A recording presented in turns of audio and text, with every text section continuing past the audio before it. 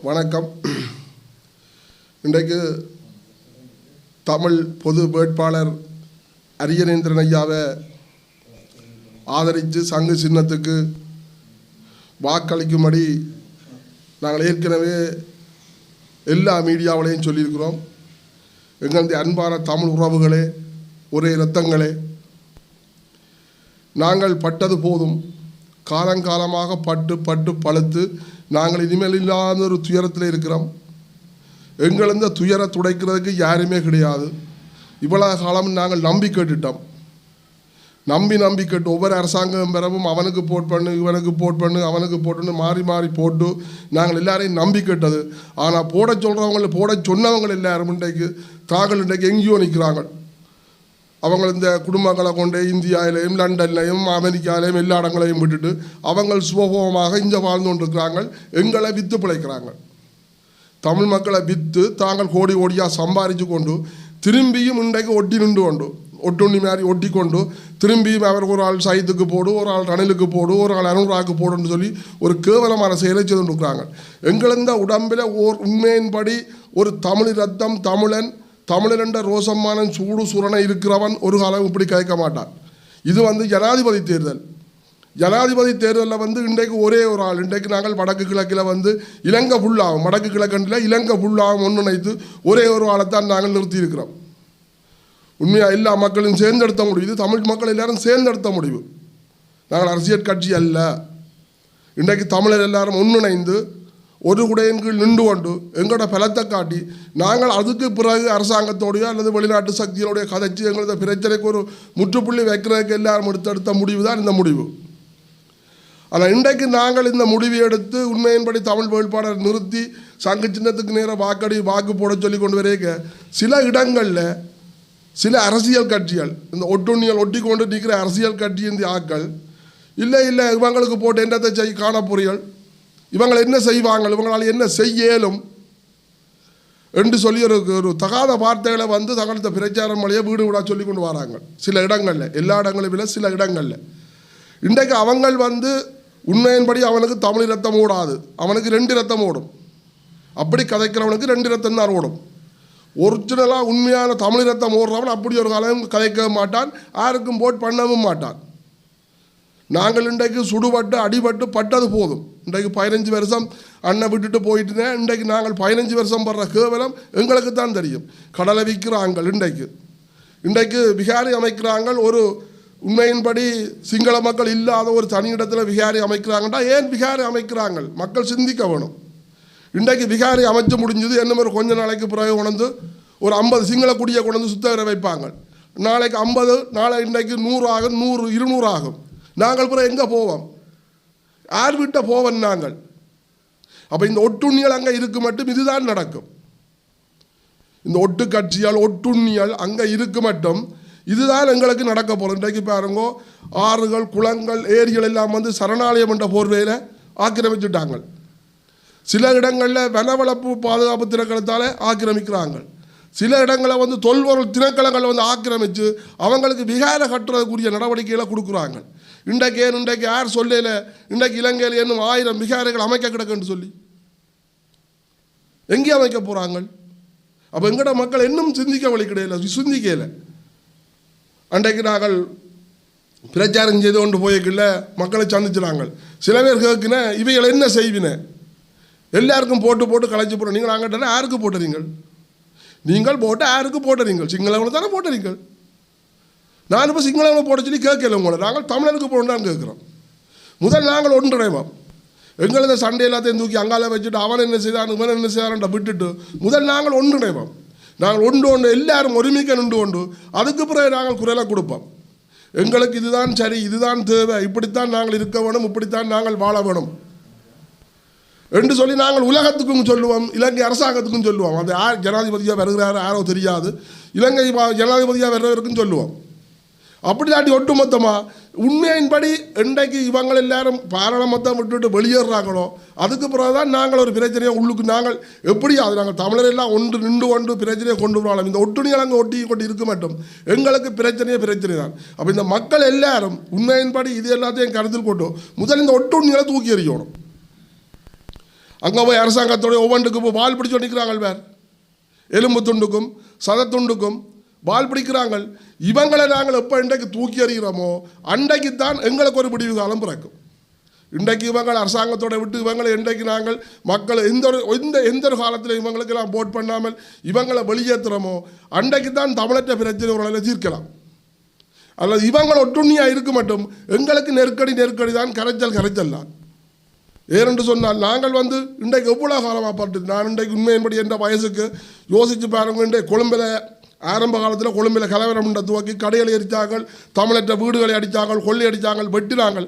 அங்கே இருந்து கப்பலாக ஏற்றி கொண்டு இங்கே கொண்டு விட்டவங்க பருத்தித்துறை காவலையும் காங்கிரஸ் துறை காவலையும் கொண்டு கப்பலாக கொண்டு வைக்கிறவங்க அங்கே இருந்த தமிழர் எல்லாரையும். அதே மாதிரி திருவண்ணாமலையில் வசூலில் போன சனத்தை வெட்டுறாங்க, கெப்பிட்டி கொள்ளாத வச்சு வெட்டுறாங்க. எங்கே தமிழர் இருக்கிறாங்களோ அந்த எல்லாத்தையும் கலவரத்தை உருவாக்கி வெட்டுறாங்க, தமிழற்ற சொத்து எல்லாத்தையும் சூறையாடுறாங்க, கொள்ளையடித்தாங்க. இன்றைக்கு யாழ்ப்பாண நூலகம் எரிக்கைகளில் இஞ்சி ஒரு தமிழற்ற வீட்டாண்டு இருந்தவங்க காடையர் அதுவும் ஒரு அரசியல்வாதி தான். அவன் தான் வீட்டில் இருக்க விட்டு அவன் எண்ணெய்கள் எல்லாம் வச்சிருந்து கொண்டே நூலகம் கொளுத்தி போட்டு போகிறது இஞ்சி ஒரு அரசியல்வாதி இந்த வீட்டில் தான். அப்போ இன்றைக்கு காலங்காலமாக நாங்கள் சுடுபட்டு கொண்டாண்டு இருக்கிறோம். அடிமைகளாக நாய்களாகத்தான் இருக்கிறோம். நாங்கள் அடிமை நாய்களாக. நாயின் நன்றி உள்ளது, அதையும் கூட நாங்கள் அப்படி சொல்லக்கூடாது.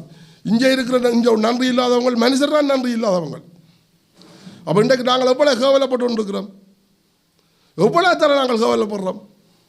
இந்த ஒரு காரண்டருக்கு அடித்தது இன்றைக்கு ஜெயிலில் என்ன செய்து விட்டாங்க குட்டி மணி தங்குத்துறையாக்களுக்கு. இது எல்லாம் உங்களோட தமிழ் மக்கள் மறந்துட்டினோம் போல இருக்கு.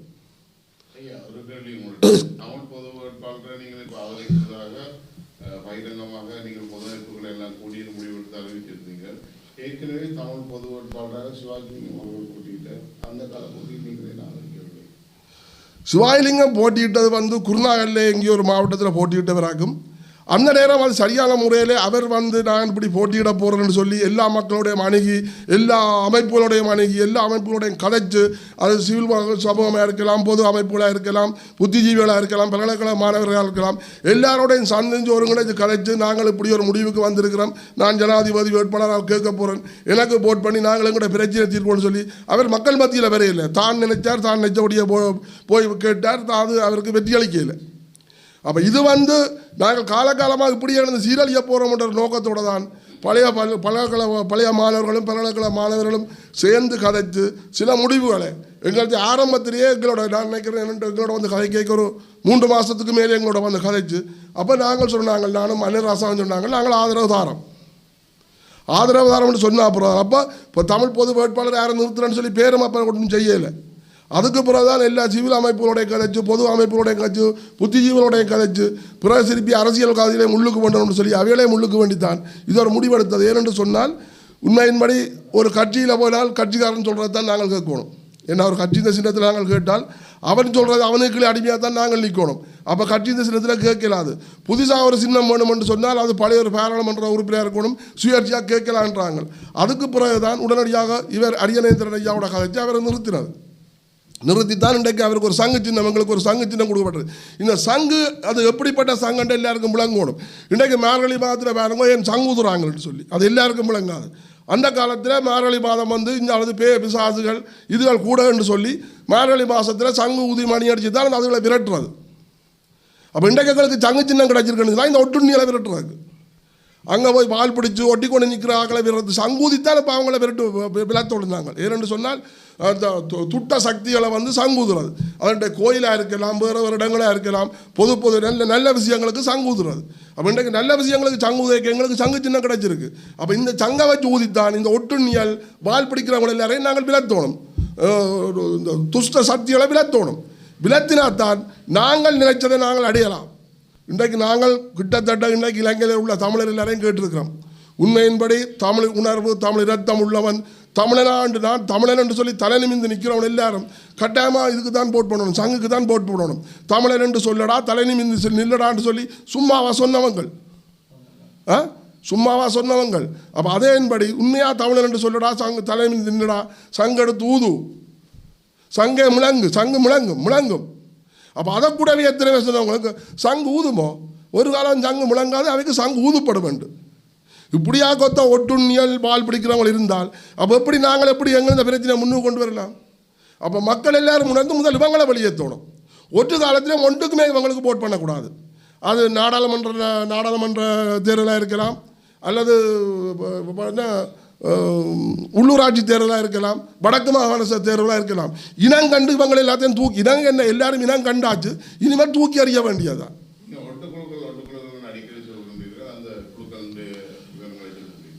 ஒட்டு குழுக்கள்னா எல்லாரும் அரசாங்கத்தோட ஒட்டி நிற்கிறோட எல்லாரும் ஒட்டு குழுத்தான். அரசாங்கத்தோட யார் யார் ஒட்டி நிற்கிறாரோ அவன் எல்லாரும் ஒட்டு குழுத்தான். நாங்கள் விவரமான குழந்தை பிள்ளை நேற்று பிறந்த குழந்தைக்கே தெரியும் வேறு ஒட்டு குழுவான்னு சொல்லி எவனவன் அரசாங்கத்தோட ஒட்டி கொண்டு நிற்கிறானோ அவன் எல்லாம் ஒட்டு கொடுத்தான். இல்லை நீங்கள் இவ்வளோ காலமாக வந்து நாங்கள் இப்படி ஒரு முடிவெடுக்கையில் நாங்கள் ஒரு தமிழரை நிறுத்தையில் இப்போ நாங்கள் தமிழரை நிறுத்தி ஒன்று திரண்டு எல்லா மக்களும் வழியாக கதை கேட்கல. நீங்கள் என்ன செய்யணும்? ரைட், நீங்கள் ஒட்டு பேசாமல் இருங்கோ. அவைக்கு நீங்கள் ஆதரவு தெரிவிக்கணும். உங்களோட அந்த மட்டத்தில் அங்கே வச்சுக்கொள்ளுங்க. வீதியாக இறங்கி அவைக்காக இந்த பிரச்சாரம் செய்யக்கூடாது. அப்படி பிரச்சாரம் செய்கிறா இருந்தால் அவனுக்கு 2 ரத்தம் தான் இருக்குது. 2 ரத்தம் தான் அவனுக்கு 2 ரத்தம் தான் ஓடும். ஒரு ரத்தம் ஒரு காலம் ஓடாது. தமிழர் சொல்லி ரத்தம் ஓடாது. உண்மையின்படி தயவு செய்து நாங்கள் என்னென்னு சொன்னால் நாங்கள் தமிழர் எல்லாரும் நாங்கள் பட்டது காணும். உண்மையின்படி யோசிச்சு பாருங்க. சரி, இந்த காணாமல் ஆக்கப்பட்ட விஷயத்தை எடுப்போம். காணாமல் ஆக்கப்பட்டது வேறு, பிள்ளைகளை கூட்டிக்கொண்டே கையில் ஒப்படைச்சது வேறு. அலௌன்ஸ் பண்ணின உடனே பெற்றோரால் கூட்டிக்கொண்டே ஒப்படைச்சதும் பிள்ளைகள் தாங்களாக போய் சரணடைஞ்சதும். இன்றைக்கு அந்த பிள்ளைகளுக்கு என்ன நடந்தது கேட்க வக்கில்லாதவன் தான் இந்த ஒட்டுக்குழு எல்லாரும். அந்த பிள்ளைகளுக்கு என்ன நடந்ததுன்னு கேட்க வக்கும் இல்லை, வாயும் இல்லை. கோடியாக வேண்டி கொண்டு பேசுறவங்களை என்ன செய்யணுங்களே தெரியலை. அப்போ இவங்க எல்லாம் ஒட்டுக்குழு. உண்மையின்படி நான் காணாமலாக்கப்பட்டது அது எப்படி காணாமல் போச்சோன்னு எங்களுக்கும் தெரியாது. எந்த பிள்ளையும் காணாமல் போனதால் என்னென்னு காணாமல் போன எனக்கு தெரியாது. பிள்ளை இருக்கோ இல்லையோ என்ன நடந்தது எங்களுக்கு. அப்போ அது காணாமல் ஆக்கப்பட்டவர்கள்.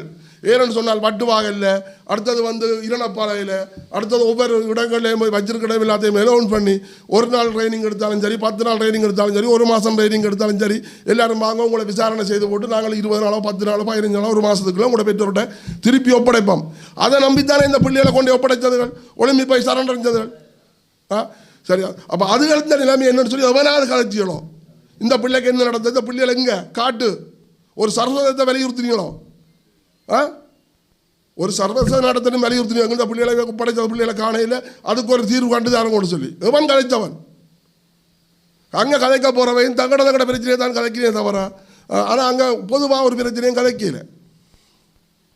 இன்றைக்கு போர்க்குற்ற விசாரணை நல்லாட்சி அரசாங்கம் வந்து தூக்கி கட்டி பிடிச்சி தூக்கி கொஞ்சி ஊர்வலம் கொண்டு போகிறாங்க. இன்றைக்கு நல்லாட்சி அரசாங்கத்தில் தான் போர்க்குற்ற விசாரணைக்கு உடனடியாக ஐநா சபை கேட்டது. அப்போ அவன் சொன்னால் அரசாங்கம் கிட்டான் 2 வருஷத்தையும் ஒத்தி போட சொல்லி. அப்போ அவங்க இந்த கூட்டமைப்பை தான் கேட்டவங்க, தமிழ் தேசிய கூட்டமைப்பு கேட்டவங்க. அப்போ இவங்களை அதுக்கு தாங்குவதாக ஒத்து இவங்களும் ஒத்து போனவங்களால 2 வருஷம் அரசாங்கம் சரி ஓபன் சொல்லி போட்டு 5 கோடி வேண்டி போட்டு போய் இருந்துட்டாங்க. அப்போ அன்றைக்கு அந்த போர்க்குற்ற விசாரணைக்கு இல்லாத போர்க்குற்ற விசாரணை செய்யத்தான் வேணும் என்றிருந்தால் இன்றைக்கு இவ்வளோ பிரச்சனை எங்களுக்கு பிரச்சனை அரைவாசியும் 3/4 தீர்ந்திருக்கும். எங்களுக்கு ஒரு விடிவு காலம் கிட்டத்தட்ட வந்திருக்கும். அப்போ நீங்கள் அரசாங்கத்தோட சேர்ந்து ஒட்டுண்ணி மாறி வாழை பிடிச்சி கொண்டு அவங்க போடுறத திண்டு கொண்டு பிறகு நீங்கள் இப்போ திருப்பி வந்துண்டு அவருக்கு போடு இவருக்கு போடு. இது நீங்கள் செய்கிற கலைக்கிற கதையா? இது உண்மையான நீ தமிழனா? நான் உண்மையாக என்ன ஒரு அம்மா என்ன அப்பா என்ன ஒரு தமிழனுக்கு தான் என்ன பெற்றவா? நான் தமிழன் நெஞ்சில் தட்டி சொல்லுவேன். இன்றைக்கு எங்களுக்கு எத்தனையோ ஃபோன் வந்தது, சைத்தி ஆதரிங்கோ, அதுக்கு நீங்கள் பிரச்சாரம் செய்யுங்கோ, உங்களுக்கு நாங்கள் சலுகை செய்கிறோம். அதே மாதிரி ரணிலுக்கு செய்யுங்கோன்னு சொல்லியும் வந்தது. நான் தமிழனாக இருக்கிற தான் நான் இன்றைக்கு இந்த மேசையிலேருந்து பேசி கொண்டிருக்கிறேன். இவங்களை மாதிரி ஒட்டுண்ணி எலும்பு துண்டுக்கு ஆசைப்பட்டிருந்தால் நானும் போயிருப்பேன். நாங்கள் அடிபட்டு நாங்கள் வேதனைப்பட்டு நாங்கள் துன்பப்பட்டு நாங்கள் எல்லாத்தையும் இழந்த நாங்கள். நான் இந்த வயசில் நான் நல்லா இருந்தேன். நான் இன்றைக்கு சாப்பிட்றதுக்கு நாங்கள் மீன் பிடிச்சி சாப்பிட்றதுக்கு வழியிலாம் இருக்கிறோம். ஏன்னு சொன்னால் அவ்வளோது கடலை விற்று போட்டாங்க, கடலை அழிச்சிட்டாங்க. பல்தேசிய கம்பெனிகளுக்கு கடலை விற்று கடல் நாசமாக போச்சு. அப்போ இதெல்லாம் எங்கே போய் முடிய போதும்? அப்போ இதுக்குத்தான் நாங்கள் எல்லாரும் சேர்ந்து ஒன்று சேர்ந்து நாங்கள் சகல சமூகமும் எல்லா தமிழரும் இலங்கையில் இருக்கிற தமிழர் எல்லாரும் ஒன்று சேர்ந்து நாங்கள் சங்க சின்னத்துக்கு போட சொல்லி கேட்குறோம். எங்களோட பிரச்சனையை அது தீர்ந்துவா தீர்லையே பிறகு பார்ப்போம். முதல் பலமானிப்பேன் நாங்கள்.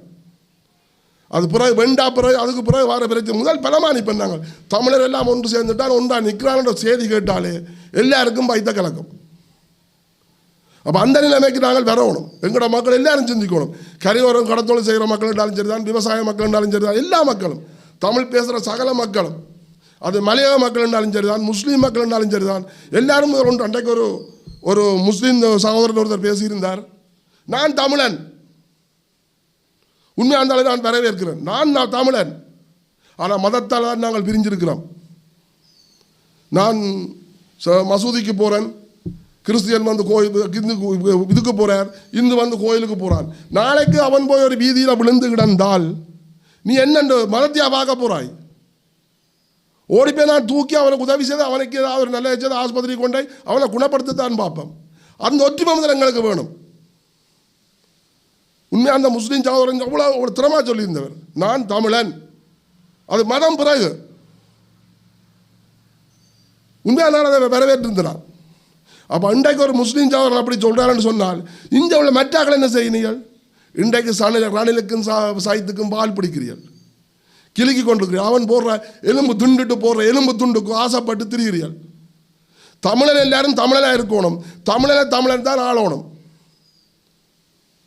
தமிழர் எல்லாரும் தமிழனாக இருந்து தமிழர் எல்லாம் தமிழன் ஆளுவாமல் இருந்தான்னு சொன்னால் நாளைக்கு எங்களோட பிரச்சனை குறுகிய காலத்தில் எங்களோட பிரச்சனையை தீர்க்கலாம். ஆனால் இன்றைக்கு இந்த ஒட்டுண்ணிகளோட சேர்ந்து தயவு செய்து எல்லா மக்களையும், நான் தமிழ் மக்களை, தமிழ் உறவுகள், இந்த சைத்துக்கு போடு ரயிலுக்கு போடுன்னு சொல்லி அவையோட பால் பிடிக்கிறாங்களே, அவைக்கு தான் நான் சொல்கிறேன். தயவு செய்து எல்லாம் விடுங்க ஐயா. அது நாடாளுமன்ற தேர்தல் வரைக்கும் நீங்கள் அதை பாருங்க. இப்போ எங்களுக்கு முதல் தேவை நாங்கள் தமிழர் எல்லாம் ஒன்றுபடணும், ஒன்றுபட்டு ஒற்றுமையாக வாழணும். அதைத்தான் நாங்கள் விரும்புகிறோம். தயவு செய்து இலங்கையில் எங்கே தமிழர் இருந்தாலும் சரி, தமிழரை ஆதரிக்கிறவர் யாராக இருந்தாலும் சரி, அது சிங்கள மக்களாக இருந்தாலும் சரி தான், யாராக இருந்தாலும் சரி தான், தமிழர் பிரச்சனையெல்லாம் தீர்வணும். அவங்களுக்கும் வடக்குகளை கிடைஞ்சு சந்தோஷமான முறையில் உண்மையின்படி அவங்களும் சம உரிமையோட எங்களை மாதிரி தாங்கள் சரியான அந்தஸ்தோடு வாழணும் என்று சொல்லி எல்லாரும் நினைக்கணும். திரும்பி எங்களுக்கு இலங்கைக்குள்ள ஒரு பிளவு தேவையில்லை, எங்களுக்கு ஒன்றும் தேவையில்லை. நாங்கள் சந்தோஷமாக வாழணும், எங்களுக்கும் சம உரிமையை பெற்று நாங்கள் சந்தோஷமாக வாழணும். நாங்கள் அதைத்தான் விரும்புகிறோம். இப்போ நாங்கள் சில நேரத்தில் நாங்கள் வேறு நாங்கள் ஒரு இலங்கையில் நாங்களும் இருக்கிறோம். சட்டம் என்றால் ஒரே சட்டத்தை வைக்கணும், இலங்கையில் எல்லா மக்களுக்கும் ஒரே நியாயத்தை கொடுக்கணும், எல்லா மக்களுக்கும் ஒரு நீதியை வழங்கணும்.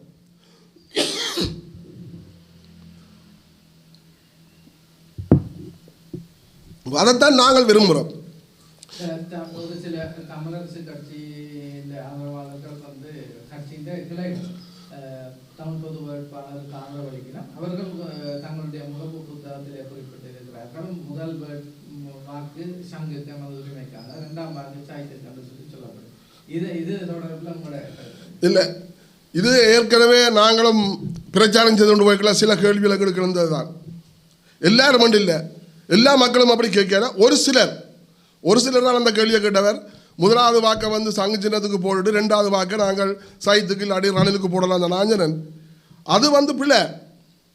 நாங்கள் வந்து ஆதரிக்கிறோன்னு சொன்னால் தமிழன் ஒரு ஆளைத்தான் தனியத்தான் ஆதரிக்கணும். எங்கள்கிட்ட விருப்பு வாக்கு வெறுப்பு வாக்குன்னு போட்டால் பிறகு நாங்கள் சிங்களவனை ஆதரிக்கிறோம்னு அர்த்தம். நாங்கள் ஒரே நோக்கத்தோடு அண்டிக்கணும். எங்கள் குறிக்கோள் ஒன்று தான், நோக்கம் ஒன்று தான். நோக்கம் ஒன்று சொன்னால் ஒரே புள்ளடி தான், சங்குக்கு நேரி ஒரே புள்ளடி தான். பிறகு அவர் சைத்துக்கு ரெண்டாவது நம்பர்லையும் ரணிலுக்கு மூன்றாவது நம்பர் அப்படியெல்லாம் போயிடாது. அப்போ ஏன்னு சொன்னால் அப்போ அதையும் வந்து தமிழ் மக்களிடையே சங்கையும் விரும்பினேன், எங்களையும் விரும்பினேன். அப்படி ஒரு கருத்தொண்டு வரும். இன்றைக்கு நாங்கள் தமிழர் வந்து ஒரு எல்லா பிரச்சனையும் தீர்த்து தமிழர் சந்தோஷமாக சம உரிமையோட வாழணும் என்று சொன்னால் இன்றைக்கு நாங்கள் எல்லாரும் ஒருமிக்க நிற்கணும். இதை விட்டுட்டு சைத்துக்கு கொஞ்சம் பேர் ரணிலுக்கு கொஞ்சம் பேர் போனால் அப்போ அவங்க சிங்கள கட்சி என்ன செய்வாங்க? தமிழருக்கே சரியான முறையில் அங்கே ஒற்றுமை இல்லை, அவங்களே பிரிவாக கிடக்கு. தமிழருக்கே சரியான முறை ஒற்றுமை இல்லை. கொஞ்சம் பேர் ரணிலுக்கு சிங்கள கட்சி ஆதரிக்கிறாங்க, ரணிலை ஆதரிக்கிறாங்க, கொஞ்சம் பேர் சாகித்ய ஆதரிக்கிறாங்க, கொஞ்சம் பேர் அனுராவை ஆதரிக்கிறாங்க, கொஞ்சம் பேர் நாமலை ஆதரிக்கிறாங்கன்னு சொல்லி அதெல்லாமே உங்களுக்கு அப்படி போய் என்னத்தை காண போறீர்கள்? அப்படி போய் என்னத்தை காண போறீர்கள்? இவ்வளோ காலமும் இவங்களெல்லாம் ஒரு குட்டையில் ஊர்னாங்கலாம் சுழற்சி முறையில் வருவாங்க. ஒருக்கா ரணில் வருவார், ஒருக்கா மைத்திரி வருவார், ஒருக்கா நாமல் வருவார், ஒருக்கா ராஜபக்சா வருவார், ஒருக்கா பிறகு சாய்த்து வருவார். இப்படி மாறி மாறி மாறி மாறி வந்துடுவாங்க. இன்றைக்கு ஜேஆர் ஜெயவர்தன் அந்த காலமாக சினிமா பண்டாரநாயக்க அந்த காலத்துலேருந்து யோசிச்சு பாருங்க, யார் வருகிறேன்? சினிமா பண்டாரநாயக்க அந்த மகள் சந்திரிகா, ஜேஆர் ஜெயவர்தன் அந்த மருமோன் ரணில், பிரேமதாஸ் அந்த மகன் சாய்த்து, அங்கால ராஜபக்சா அந்த மகன் நாமல். அப்போ ஜால ஆரிவி எல்லாம் இது யார் அரசியல் அந்த வேறியா இது எல்லாம் அவங்களோட அப்படியே மாறி மாறி மாறி தலைமுறையாக வர்றாங்களே தவிர வந்தாலும் என்ன நடக்க போது எங்களோட பிரச்சனை கலந்துருக்க மாட்டாங்க. எவனாவது தேர்தல் விஞ்ஞாபனத்தில் எங்கள் இந்த பிரச்சனை தீர்க்கிறோம் என்னென்ன மாதிரி தீர்க்க அறிக்கை விட்டுருக்காங்களோ ஒரு தரும் இல்லை. இன்றைக்கு நீங்கள் அங்கேருந்து வாங்க உடனே அங்கே வான்னு சொன்ன உடனே ஓடி போடுறியாள், அவன் போடுற எலும்பு துணுக்கு ஓடி போறியாள். இதெல்லாம் இப்படியாக வாழ்க்கை தேவையா? உண்மையின்படி டோசத்து கோயிரன் நீங்கள் எல்லாம் அந்த நேரம் ஒவ்வொரு இயக்கத்தில் சேர்ந்து மக்களுக்காக போராட போகிறோம்னு வலிக்கிட்டு நீங்கள். இதுதான் உங்களோட போராட்டத்தை வடிவம்.